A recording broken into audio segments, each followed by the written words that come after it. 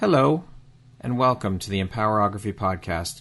This is a platform created for women's voices to be heard and a place to share their stories, journeys, and successes with the world for the purpose of helping other women who might be on similar journeys. We are empowering women one episode at a time. I'm your host, Brad Walsh, so kick back, grab one of your favorite beverages, and enjoy the stories.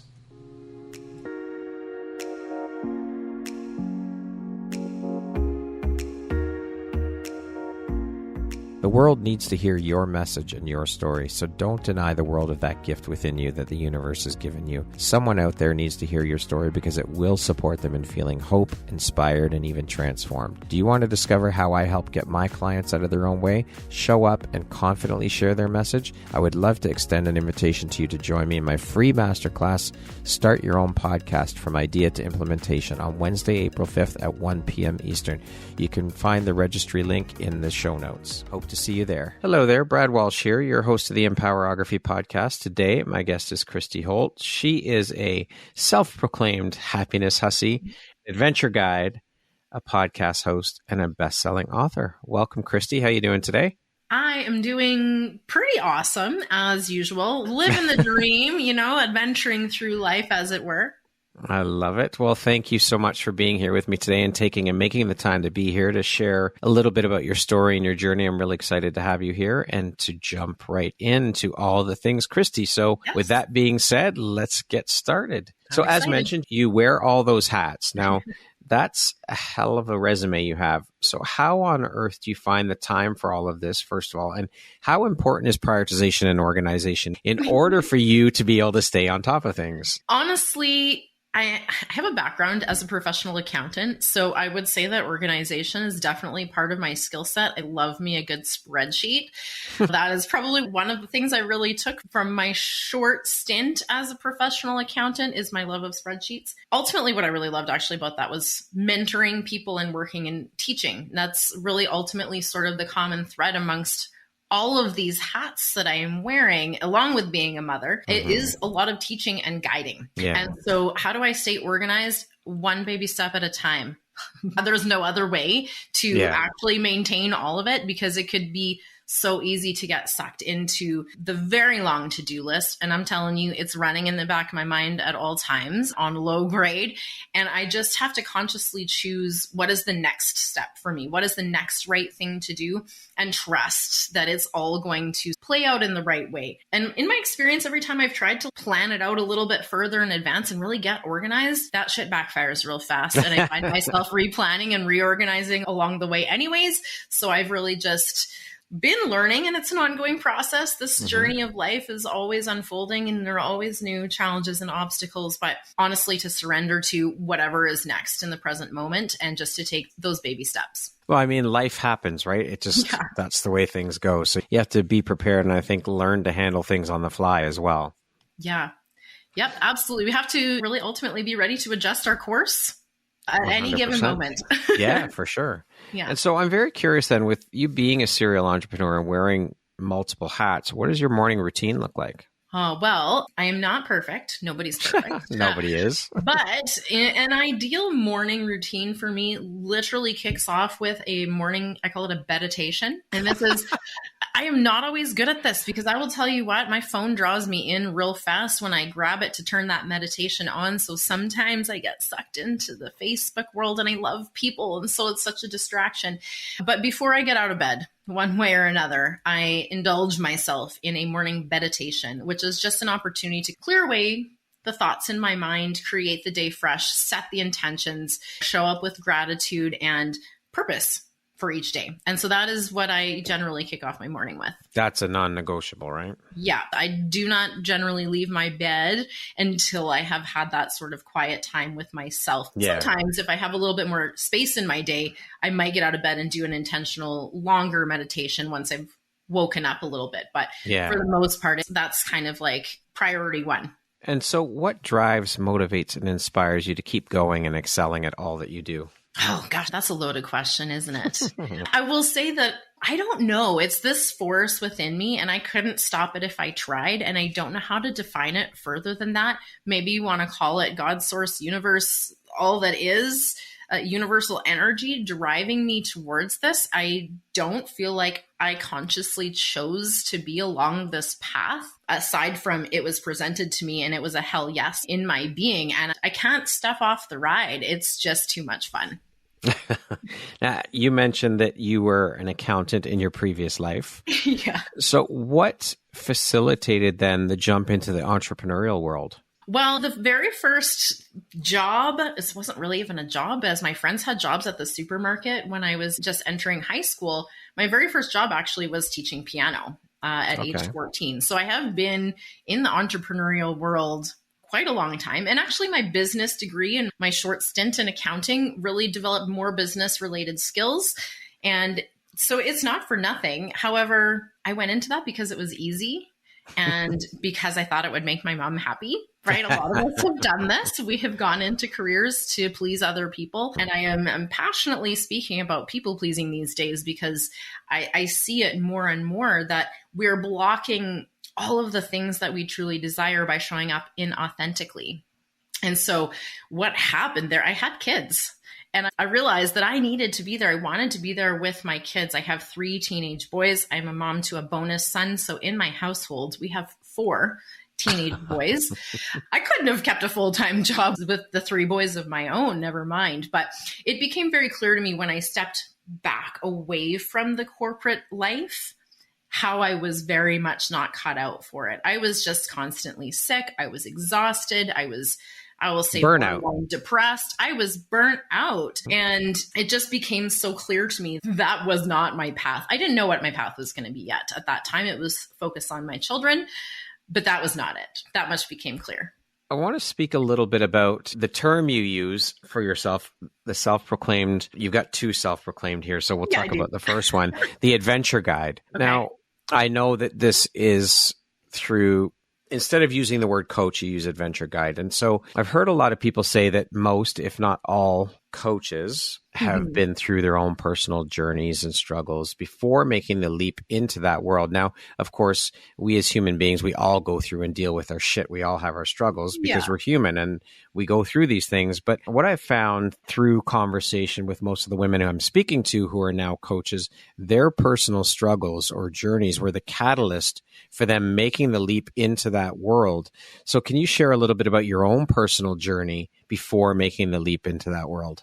Yeah, absolutely. And I tend to agree, as on my show, I also talk with a lot of women who work in this space, entrepreneurial, sharing from their personal life experience, those meaningful lessons that can make an impact in the world. And my story is much along the same lines. After going through a difficult relationship that unfortunately ended in a very high conflict divorce and co-parenting, I really was forced to dig deep within myself to find who I was and to start showing up authentically as myself. Part of this journey happened during the marriage, absolutely, which then led me to that place of realizing, oh, this was never really working. I had been sort of living in a world of potentiality. And I think us visionary thought leader type people can really end up doing that and live in the potential because, oh my gosh, we see the limitless potential that exists. But what I wasn't doing was living in the reality. And so when I really brought myself back down to reality and observed,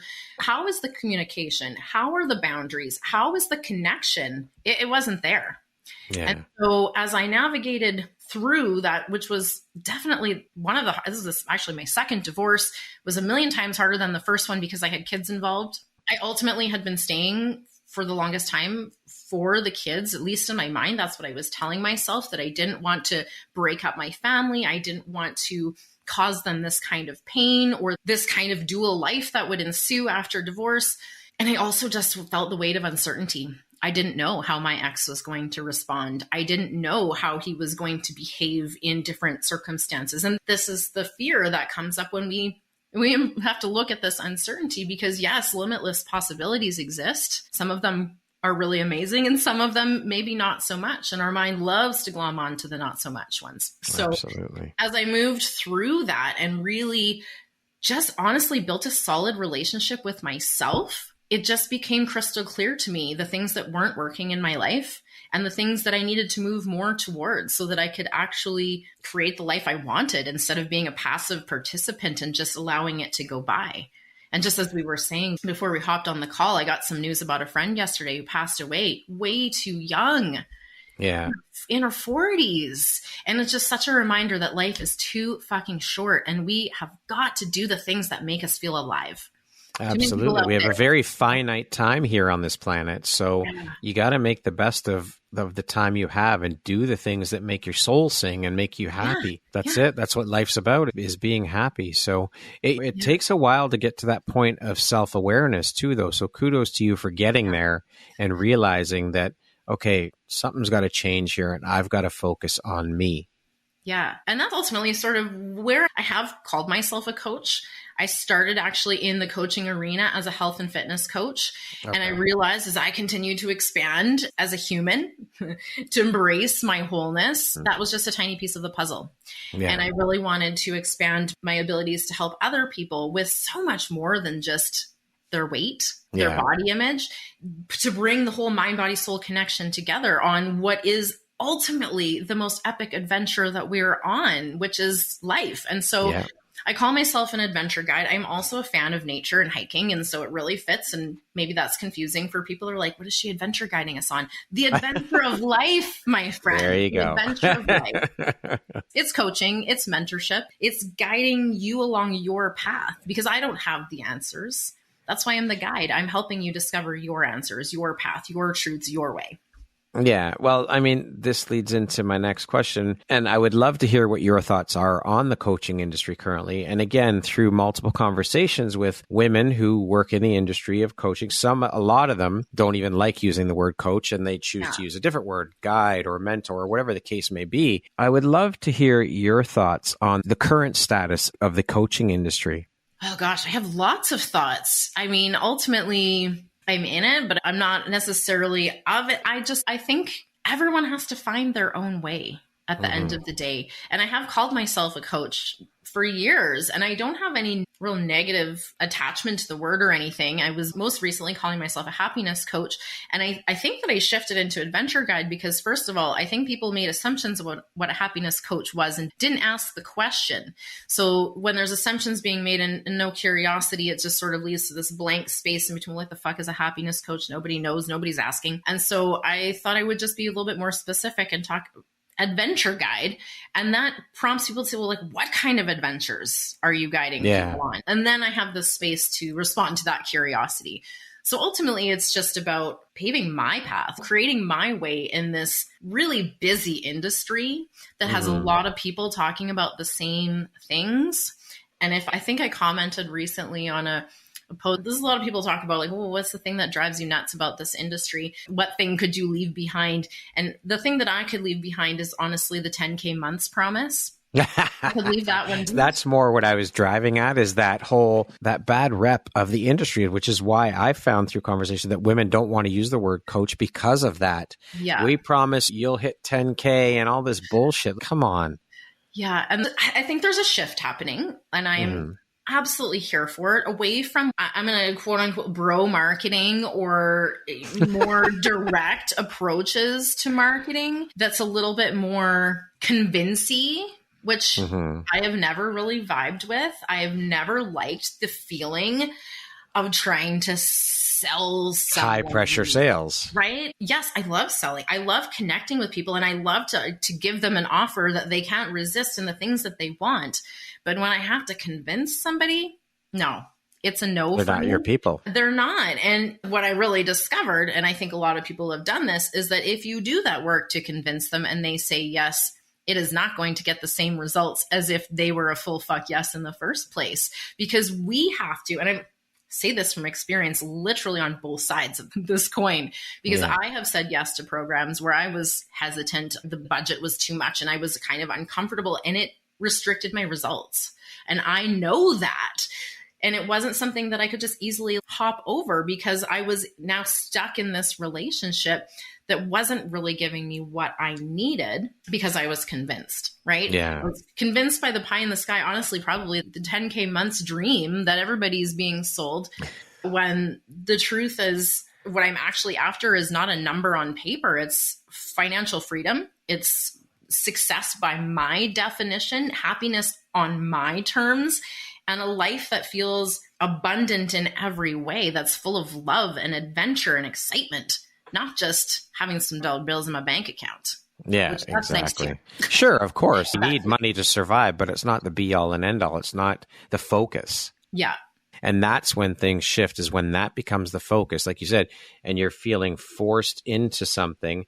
You're not going to bring your A game. You're not going to show up with your A game or as authentically as you are as a person, as a human being. Yeah. And ultimately, like, what I strive to create is a very safe environment for you to come exactly as you are, with no expectations, with no rules, with no set way of being, just to show up and be yourself. And then we will work together to draw out those experiences that you wish to create and create the path towards them in a way that feels really fucking good, really authentic, really aligned, and really just like, hell yes, at every step of the way. Yeah, a full body yes, 100%. Yeah. So what excites or lights you up the most, or is the most rewarding about the work you do with your clients? Oh gosh, I don't know. There just really isn't a better feeling out there to me than seeing someone succeed, to see someone discover that all they've been seeking out there, when they realize, holy shit, I have that all within me and I can create this experience for myself and I don't need anything or anyone else to be on board. It's such a shift to go from the external to the internal, and nothing gets me more jazzed up than seeing someone make that shift and just literally reclaim their power to create the life they want. Oh, it's so incredible. To be able to witness transformation unfold right before your very eyes is one of the most beautiful things to witness and be part of, for sure. Now, on the flip side of that, then, what would you say is one of the most challenging parts of the work that you do? Well, I'm going to say from my perspective, what I find most challenging, and I think this is potentially the empath giver sort of dilemma, is that we want to help the people. And the challenge that I find is that not all people want to help themselves. And unfortunately, if you're not willing to do the work, if you're not willing to show up, if you're not willing to show yourself with some vulnerability, then you're not going to get the shifts that you're looking for. You're not going to have those outcomes, right? If we're not showing up as ourselves, authentic, aligned, taking the actions that feel good for us, we're not going to get the outcomes that we truly want. And if we do get something close to that outcome, so maybe we go into a relationship and we're kind of showing up how you think that you need to show up so that we're accepted, right? There's always this last bit that if they really knew the real me, they might not feel the same. And so there's this gap that we're leaving on the table. Whereas if we showed up completely, authentically, unapologetically ourselves, then we are putting ourselves out there. And yes, it's scary, but it's so worth it, because that is how we will feel that love, that acceptance, that unconditional love. It comes from within, not from without. And so that shift inward, showing up authentically and letting that overflow is how we can actually receive from others. And it's by us going first. Absolutely. Everything. I mean, absolutely everything starts with the foundation of self. Yep. And then it flows out from there. But you have to start within first, 100% and always. And that is actually the theme of my entire second season of my podcast, because I think it's so important to have this foundational relationship with yourself, because it literally is creating the experiences that you're having in all of the other relationships that you have. And I mean relationships with food, with money, with the world, with the people you work with the media, with politics, and also with all the people that you're dealing with, right? Your spouse, your kids, your in-laws, your boss, your coworkers, that annoying neighbor down the street. All of those relationships are directly impacted by the one that you have with yourself. So that is the most fruitful place to begin. Ultimately, where the work that I do lies is this inner work within. And it's not even like hard work. It might be uncomfortable. It can push you. It can challenge you. Absolutely. You. And it can make you look at shit you wish you did not have to look at, but it's worth it, because most often those things that we are avoiding looking at are the things that we need to look at the most in order to move forward, to step into the next level of self that we're desiring to experience life as. Yeah. Well, that relationship with self is also the longest standing and the most important relationship you Yeah. will ever have in your entire Yeah. life. So So, you I better mean, learn to like yourself and love yourself yeah. and all of the things and be okay with who you are. You have to be. And it takes so much unpacking because as Yep. children, we were taught not to do this. We were taught to fit in. We were taught to stay inside the lines. We were taught to place ourselves in a box that makes us pleasing and appealing to the masses. Yeah. And then we wonder, why can't I find my real people? Everyone that I'm meeting is not it. And it's because we're still living confined in this box that we were put in. It's not anybody's fault, but let's just own up. Let's take some radical responsibility and move forward out of that box, out of the confines of the lines and into your infinite nature. That's what you are. That's who you are. You are infinite love at the source of it. And when you reign in that power, reclaim it, you can create anything you want. Absolutely. What would you say are 3 of the most important lessons you've learned in your career as a coach or adventure guide? Oh gosh. Okay. Well, I will say number 1, the most important relationship you have with is the one you have with yourself. That is absolutely hands down. Like, I don't even know. I have to think of 2 more. They'll be supplementary to that first one because that is really ultimately it. I'm going to say that anything that costs you your peace, the cost is too high. And that goes for business, relationship, life in general. And compassion is something that is often probably intentionally overlooked. Again, we've been talked about self-esteem for so long, which actually is put us in this trap of seeking external validation. And so self-compassion to me is the antidote to this, where we can love and accept ourselves, all dark and dirty bits of ourselves too. We can, embrace all of our beautiful whole ass human and accept that. And in order to do that, we need self-compassion. So developing the skill of self-compassion, that's what we should be teaching our kids in school, not self-esteem. We don't need to, this is why we have so many grown-ups seeking external validation, needing to prove themselves or earn their worth or all of these things. And that's actually not really the best way to go about doing it. Because that generally, in my experience, results in a great deal of shame and guilt and that inner critic beaking you on and trying to like trash talk yourself to get motivated to do the things that you don't actually want to do, which makes no sense at all. Whereas if you start with that bit of compassion, start with being okay with somebody else doesn't like you, that's okay. Not everyone is going to. Not all of the people, not all 8.8 billion people are for you. Yeah. Right. And thank goodness, because, well, who would have time for that? But also, it just goes to show that even you think about even the most incredible humans that have lived had so many people that didn't like them either. So we're not perfect. We can't be for everyone, but what we can be is fully ourselves. And when we show up from that authentic place, then we find the ones that really are for us and the others tend to fall away, which to me is like the easy button. If someone kind of just falls out of your life, I know it can be really devastating and heartbreaking. Again, probably living in the potentiality, not so much the reality when that comes up, but it can be like a new space to create something new. It's all perspective, ultimately. For sure. For sure. What is it that sets you and the work you do apart from other coaches? Why would they choose to work with you over someone else? Yeah, I mean, there are plenty of things I think that set me apart. I really, at the end of the day, I could put a whole bunch of labels on myself and explain myself in that way, but I don't think that's really fruitful and that's very limiting. And one of the reasons why I don't like coach, because I feel like it's, again, putting you kind of in this box of what that is.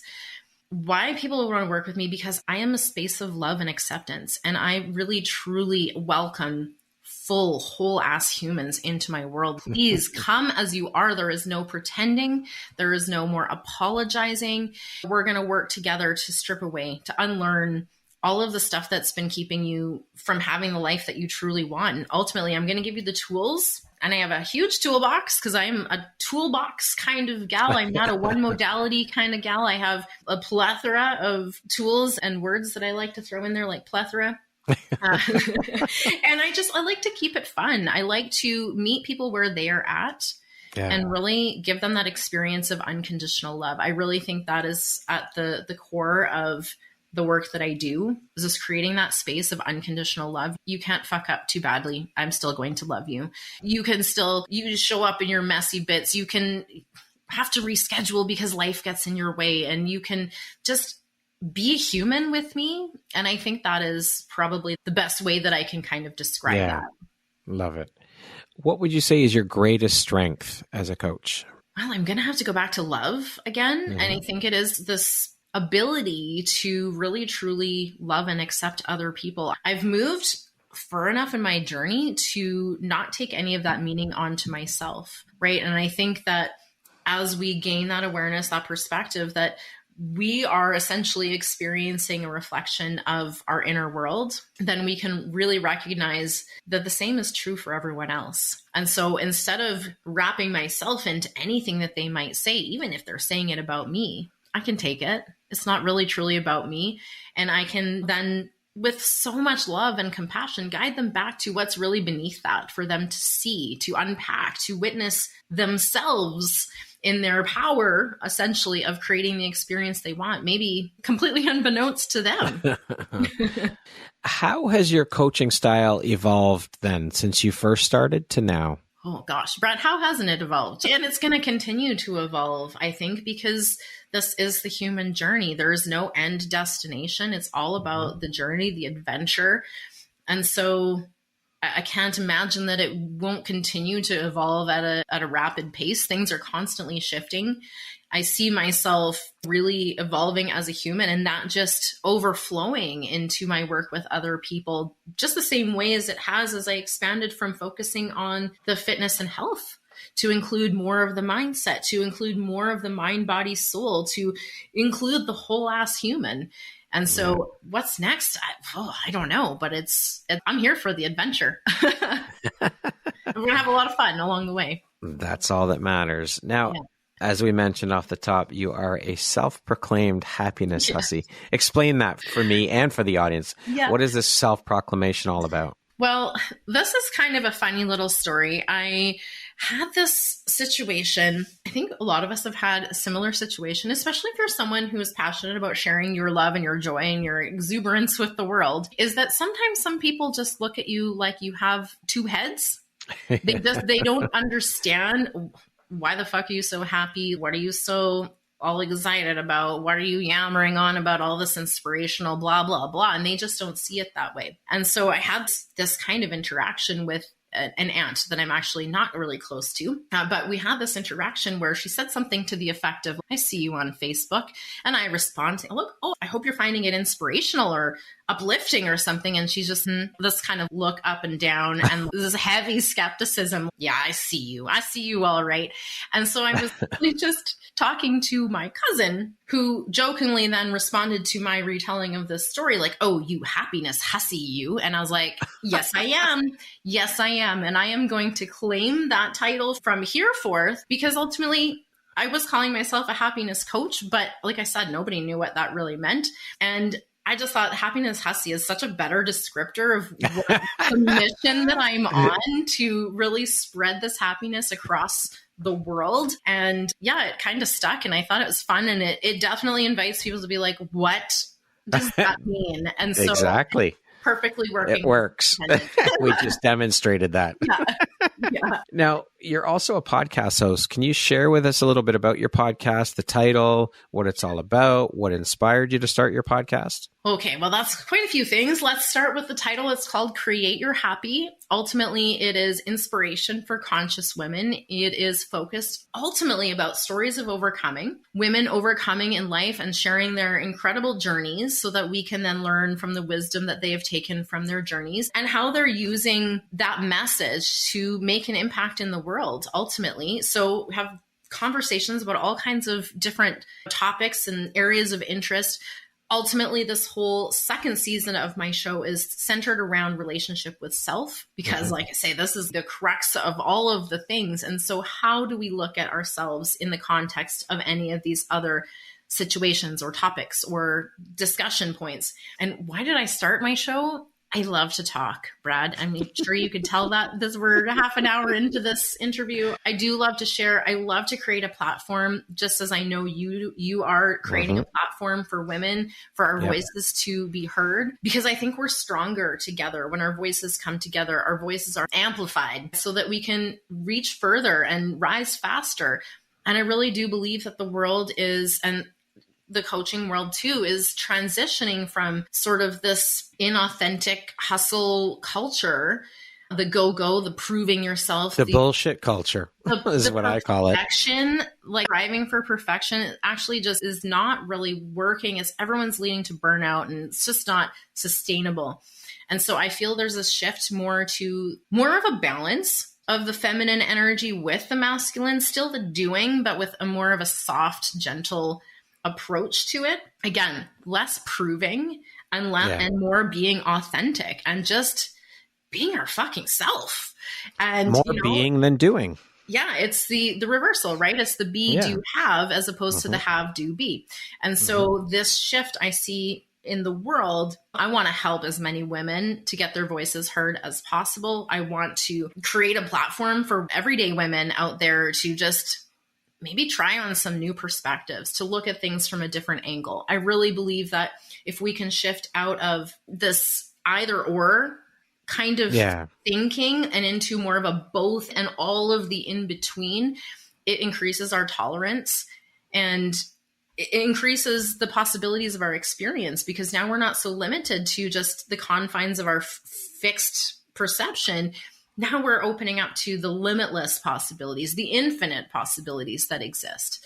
And so that is a much more fun place to be creating this life from. And so, like, I want as many people to come along for this ride as I can possibly fit in the back of the bus. I love it. That's exactly my way of thinking too. The more people we get involved in these platforms, the better off everyone is. It's a win-win for everybody. Yeah. You cannot lose with community. You just can't. No. It's impossible.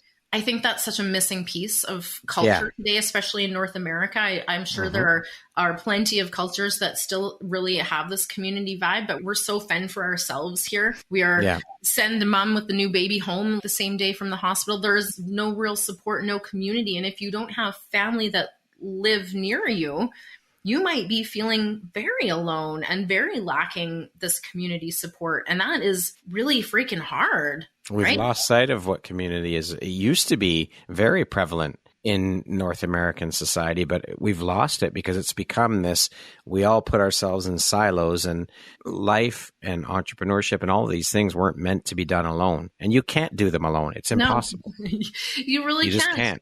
And you can't even see your own shit is the interesting thing about it. And while no one else has your answers, you do, but they might be trapped inside of you because we have this reticular activating system, filtration system in our brain that actually blocks out what it thinks we don't want to know about. And there's some kind of billions, trillions, I don't know the number, of pieces of information. And so we are literally operating on a confirmation bias of more of the same, more of the same, more of the same, more of the same experiences, more of the same feelings, more of the same thoughts, more of the same memories that are playing into our life. And we can get so stuck on autopilot.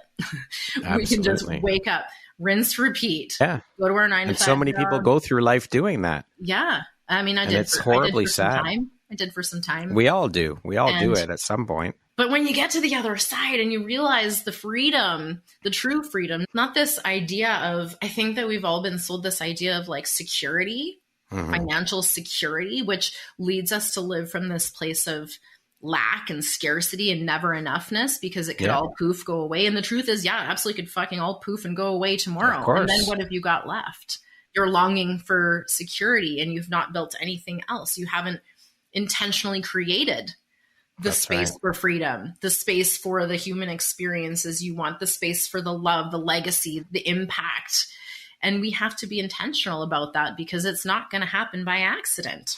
No, definitely not. It has to be done with intention for sure. Let's talk a little bit about you being a best-selling author. What is the title of the book? What's it all about? Why did you decide to write a book? Well, like everything else, I decided to write this book as a way of helping people. And what I discovered ultimately is that when we're really feeling stuck, the book is called Unstuck for Women. When we're feeling this stuckness, this inability to change things, this desperate desire to maybe control the things, but we're focused on the external again.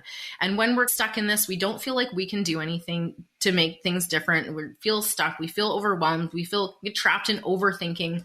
And what happens is often we have this trigger, a tiny trigger, and all of a sudden there's a shitstorm in our mind of thoughts and emotions. And they're there to keep us quote unquote safe. Again, it's the familiar. It's just the reticular activating system doing its job and keeping you in line with what it thinks you want to see and experience. But we're on autopilot. We're not living in free will if we're just survival mode day in, day out. We're not, as humans, intended to live in survival mode. We're intended to, yes, have fight or flight response in a situation of real danger. Then we need to process, move through that so that we can recover. And what happens is we're living in a world where we are in constant stress. We were probably not meant to work at a desk for 9 hours a day and then sit in traffic for another hour or two or whatever. We're doing some kind of things. And most of us are doing jobs we don't even freaking like. Exactly. Because of the financial security and because of this idea of this beautiful retirement when in 30 years or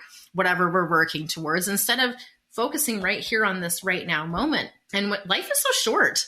If we are spending all our time creating just the vision for way down the road and sacrificing in the now, it will catch up with us. For sure. So, okay, I sidetracked a little bit. No, there, that's okay. It's relevant. It's relevant to the conversation. The book is about shutting down those thought spirals, those emotional spirals, because when we're trapped in that, we can't see a way out. We're actually not, as it were, firing on all mental cylinders. We're not actually using our brain power to its maximum capacity. And so instead of creative problem solving, we're stuck in complaining and blaming and bitching and ruminating, which actually just keeps us stuck in a shitty pile of our own suffering. Yeah. And I know that can be really hard to hear. And it was hella hard when I made this realization for myself. The moment went something like, holy shit, it's me.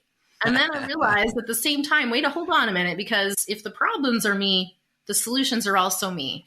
And so it became a very empowering perspective shift to take this radical responsibility. Ultimately, the book is to help women to just learn to shut down that spiral so that there's some space available to respond versus react, to thrive and consciously choose with intention how we want to be, how we want to experience the actions we're going to take, instead of just this autopilot, repeat Groundhog Day situation. And so it is ultimately about building a toolbox of resources to help you in those moments to shift before you get into the spiral. Because you can spiral in a really good way too. We're much rather have that experience. So we're going to shut down the overthinking, negative, overwhelm spirals so that we can come to a place of conscious, intentional creation. Yeah. What do you think your unique skill set or superpower is that's helped you become successful? I feel like I'm a bit of a broken record, but it's got to come back to this unconditional love, this ability to just hold space for people. And a lot of people want to be able to do that, but have this, it's probably the empath way until you've really learned to use those empathic skills in a way that is upholding boundaries for you, protective for you. And that is the best scenario for loving everyone, because unconditional love can only exist without those conditions, without those rules, without the container, without the limits. And so just holding that space.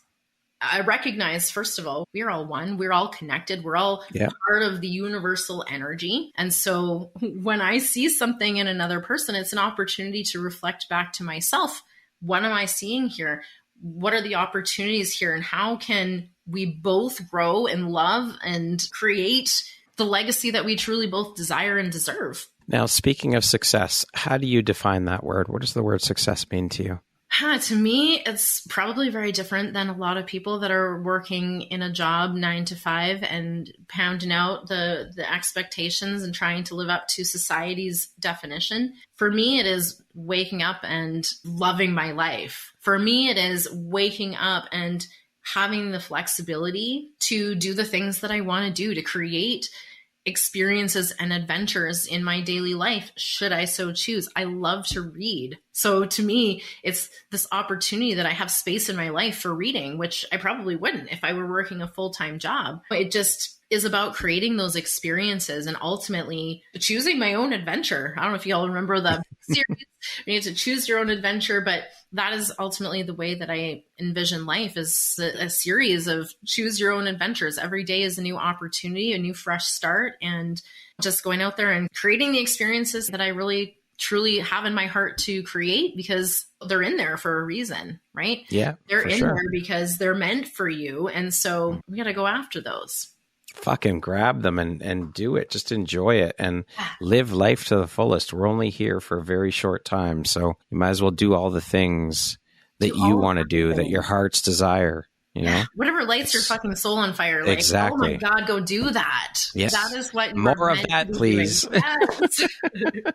How can it get better and better and better? By doing the shit that lights your soul on fire. That's how it gets better and better. That's right. What would you say is one of the most important things you've learned in your life? And what was your life like before learning it? And what was your life like after you learned it? I had this really big shift around relationships, somewhere between the unhealthy relationship and very unpleasant, high conflict divorce and the relationship that I'm in now. And the biggest shift there ultimately, I think, was this shift away from looking for anything outside of myself to come into relationship whole and complete and with no expectations. Because this is ultimately what creates the space for this unconditional love. A gift is not a gift if there's conditions or expectations. So you have to, in order to fully realize or experience the extent of unconditional love, and I know some people out there might not even believe that's possible, but I assure you I've experienced it, and I welcome you into my space so that you can experience some of it for yourself. If you're still a bit of a down Thomas, that's okay. You're still welcome here.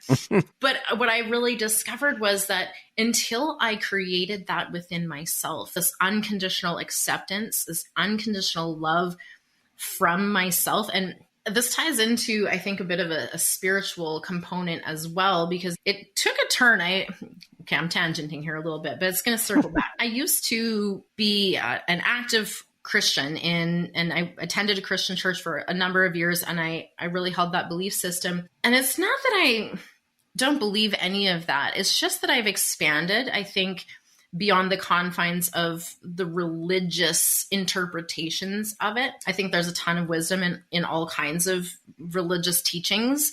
And so I actually don't see them as in conflict with one another or in conflict with science, which maybe some people are going to strongly disagree with me. I actually believe that all of the ancient wisdom and the various kinds of religion are actually all overlapping. And science is now proving more and more exactly how that works in our physical reality, what we have known in the spiritual realm for a long time. And so all this to say that I had been almost waiting for someone to save me.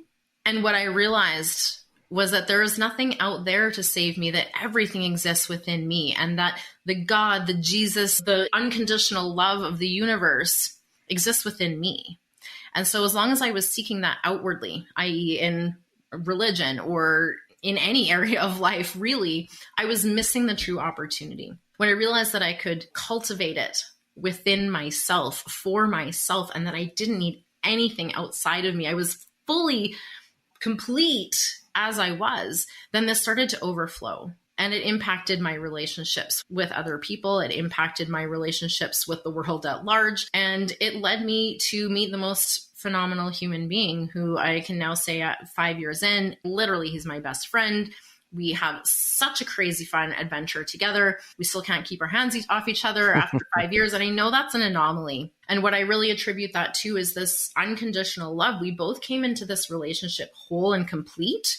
And so we weren't looking for someone else to fill in the gaps. We weren't looking for someone else to complete us. What instead we found was someone who completely accepted us. And there you go. That's the distinction. That it took me a while to come around to bring it, but it was all to that point.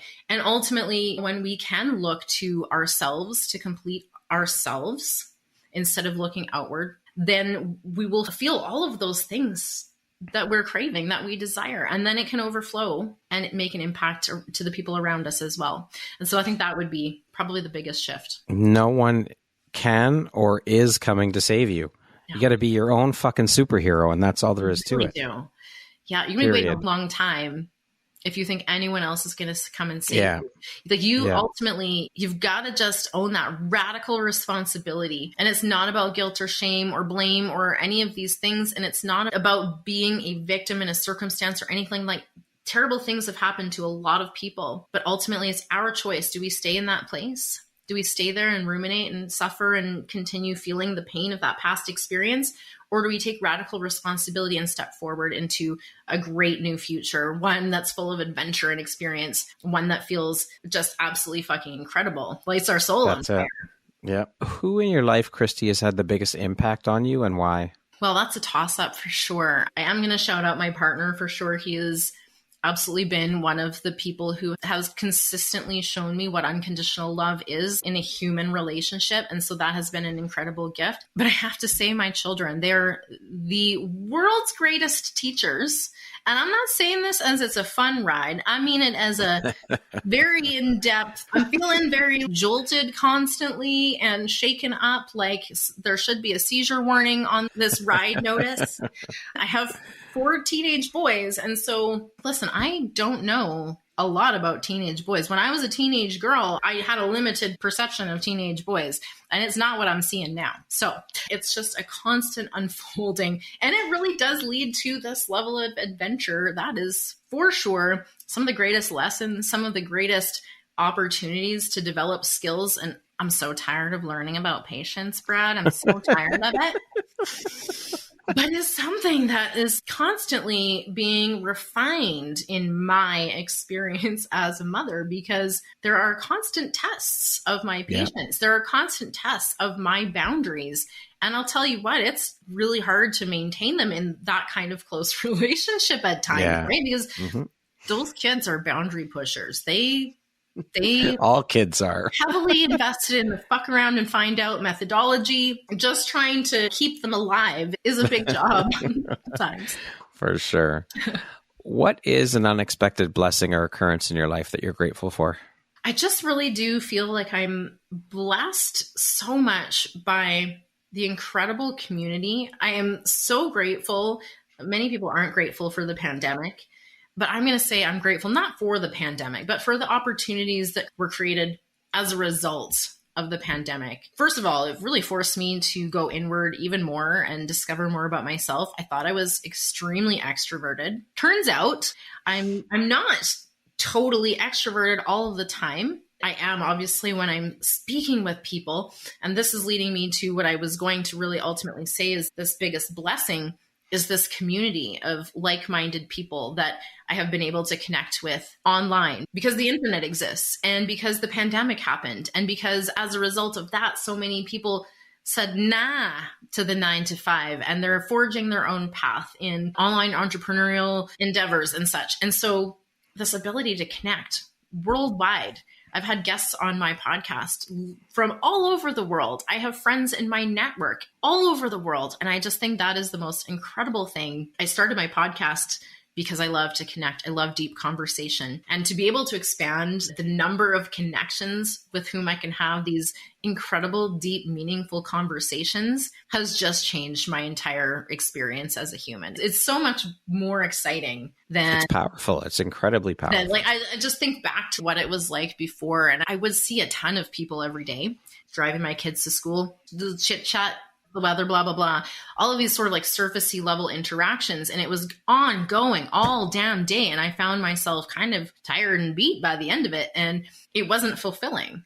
Yeah. I go for a 4-hour walk and talk with a friend and we talk about everything, like the inner, the outer, the whole thing for hours. And I feel energized. Yeah. And so this ability to do this online and just really connect with my people and the people who I share a vision with is just so exciting. It is. It's incredible. What does the word empowerment mean to you? Empowerment to me, I want to just say that we're really standing in our power, is operating from a space of being fully resourced, living in alignment. And to clarify what that is, just doing that stuff that lights your soul on fire. That's what alignment is. You're doing the things that feel really good to you, less of the things that don't. They're kind of just a bit of an indicator as to your path and just allowing some of that course adjustment as we go. Okay, we're going to jump into a little rapid fire section here. So the next grouping of questions just be 1, 2, 3 word answer type thing, okay? Okay.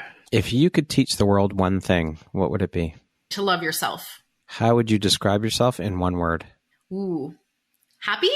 What's one thing you want but cannot buy with money? Love. And that would have been my second answer for the last question. Happy, love? Yeah. What is your favorite self-care practice? Definitely, that's my morning meditations. I love me my morning meditation. What is one thing you love about yourself that is not related to your physical appearance? I love my curiosity. And that is something that is totally for me. And it serves other people as well, but it's something that I really recognize serves me as well. What never fails to make you laugh? Oh, gosh. I love laughing at so many things, even those awkward things that are honestly just the tension killers. I will laugh at nearly anything. God, I don't even know how to answer this because if you sort of list to say what doesn't make me laugh, I love to laugh, just anything. Okay. That concludes our rapid fire section. Now back to our regularly scheduled program. Okay. What do you see as your greatest accomplishment? My greatest accomplishment, honestly, I think is going to have to be just forging the way for other people by going first, by loving myself, by creating this strong relationship, by showing up authentically as myself and just showing others what is possible for them too. What challenge in your life has shaped you the most?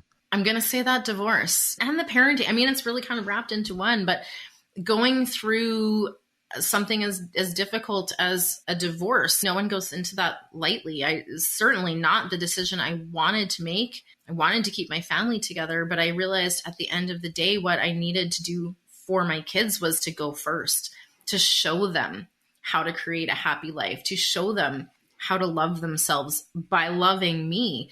These kids don't listen. You know what I mean? So they're not listening. You talk all day and they just hear that, like Charlie Brown's teacher. Charlie Brown's teacher, yeah. And so they're not listening to your words as much as they're observing and absorbing. And man, if I could go back in time, I have really since learned how crucially important those first 6 to 7 years of life are. And I really feel like, I could probably get sucked into some guilt and shame about things I didn't know, but we can't guilt and shame ourselves about things we didn't know. We can only just take radical responsibility. When we become aware, then we can do better. Absolutely. And so my kids, I guess. What is one lesson that your career has taught you that you think everybody should learn at some point in their life? The biggest one, I think it does tie back to self, but it's ultimately that your truth lies within you and there is no one else that has your truth. No one else has lived your exact experience. And so in that way, you are unique. Now, you're not alone because plenty of other people have had some of, just not the same culmination of experiences and memories and beliefs and mindsets and all these things that you have. So everyone is unique. And yet we are still all connected. What would you say is one of the worst pieces of advice you've ever gotten? Just send cold DMs. And now I'm speaking back to the coaches again on this one. Just send 100 messages to your friends every day, and eventually you'll have a 10K month business. I would say, honestly, in reflection of that, and I say that kind of tongue in cheek, but also it was definitely some advice that I received that didn't sit well with me. And because it didn't sit well with me, I really had a hard time doing it and it didn't work. Figure that, right? Who would have expected?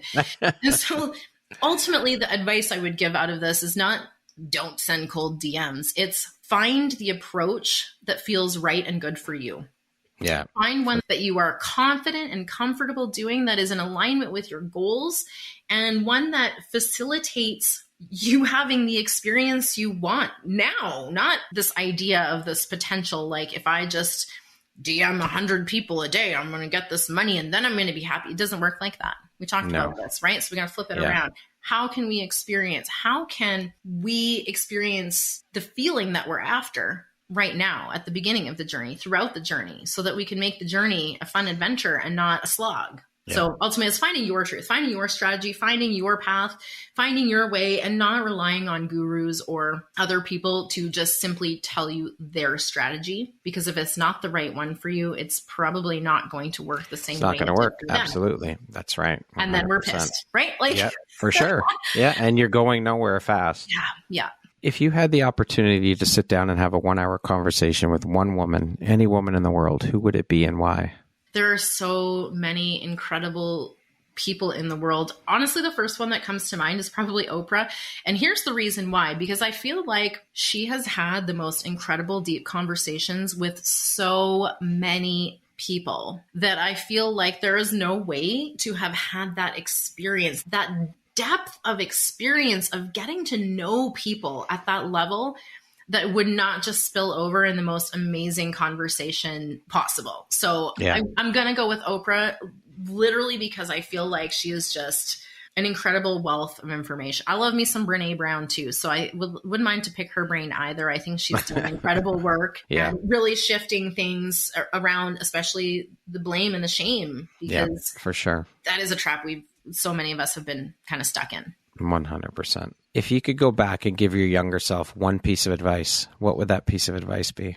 It's maybe more of an affirmation, just that you were enough. You were already enough. You were already worthy. You were already worthy of all of the love and all of the experiences that are in your heart, that you don't need to do or prove or earn any of that you just already are.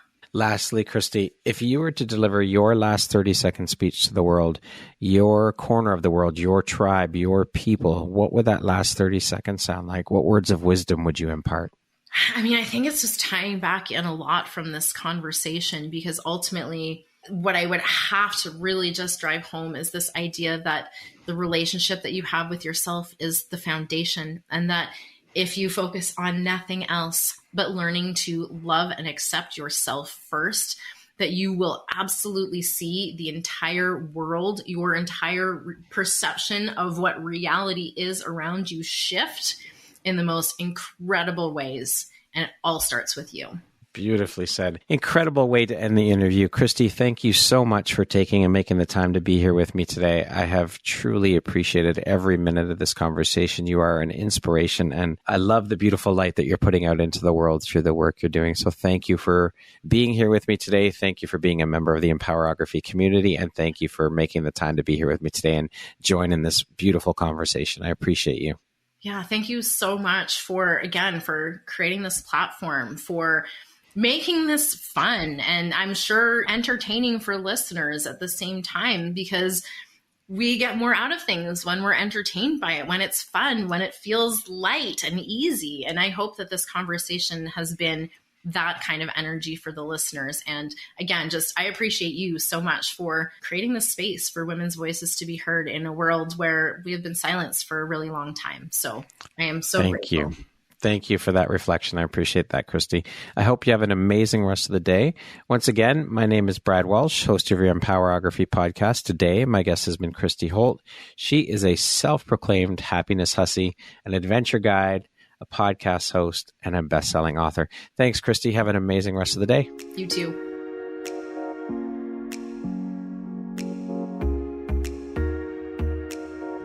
Thank you very much for listening to this podcast. If you haven't yet, please be sure to subscribe, rate, review, and share with all your friends. You can find me at viseuphoria.ca and follow me on Instagram at Empowerography Podcast and on Facebook at Empowerography. Please join me next time for another inspirational story from yet another amazing woman.